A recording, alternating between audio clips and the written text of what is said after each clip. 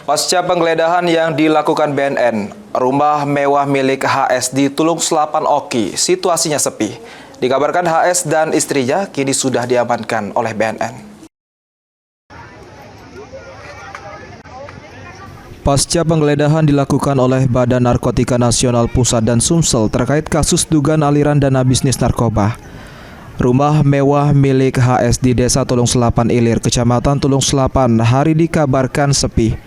Informasi yang diterima terungkap bahwa sebelum penggeledahan dilakukan, pihak BNN sempat menghubungi Kepala Desa Selapan Ilir.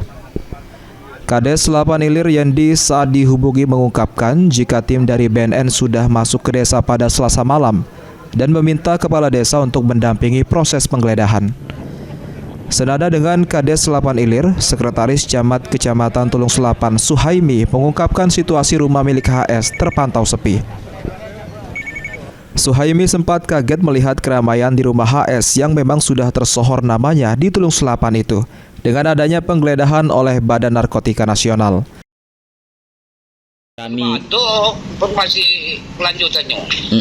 Jelas mereka itu kan kemarin itu kan sudah istilahnya penggeledahan lah. Iya. Masih warga rami gak atau sepi gak di rumah yang bersangkutan sekarang?